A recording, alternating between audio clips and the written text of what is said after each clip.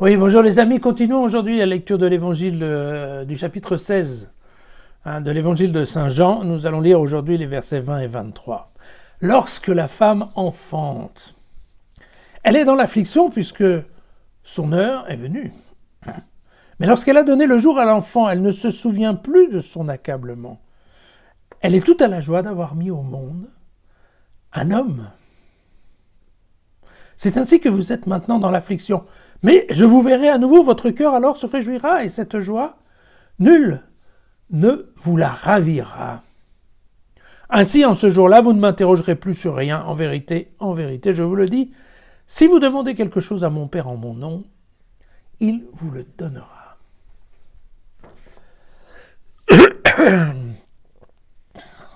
Alors, cette comparaison de la souffrance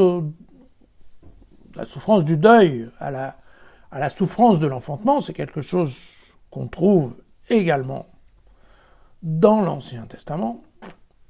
On l'a par exemple dans le livre d'Ésaïe, et c'est au chapitre 26.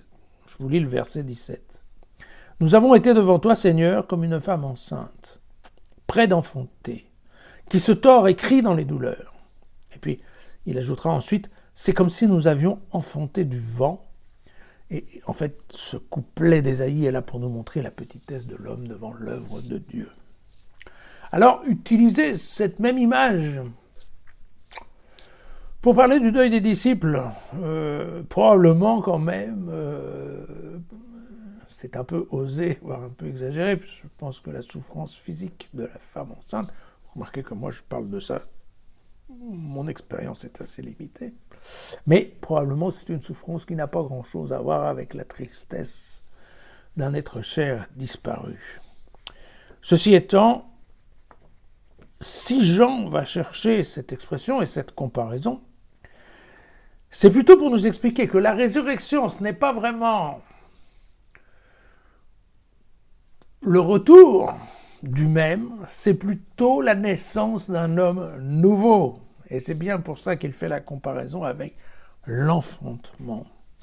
Le ressuscité, on l'a déjà lu dans la Passion, n'est pas le même, en tout cas physiquement parlant, que celui qui est mort. On se souvient, Marie-Madeleine qui prend Jésus pour le jardinier, les pèlerins d'Emmaüs qui ne le reconnaîtront pas, voire même les disciples qui ne le verront pas.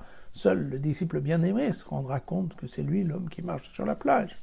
Et donc, de toute façon, il y a cette différence, même globale d'image, qui fait que, plutôt que exactement le même, on a en fait un homme nouveau. Et vous vous souvenez que dans tout cet évangile de Jean, on va reconnaître Jésus plus à ses gestes ou à sa parole, qu'à son réel aspect, qu'à son image du visage. Voilà.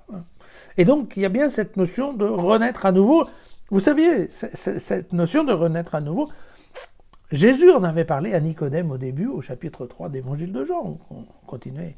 Vous vous rappelez de cette conversation dans laquelle, Jésus lui disait, écoute, il y a les choses de la chair, il y a les choses de l'esprit, et qui naît de la chair, est de la chair, et qui est né de l'esprit, est de l'esprit.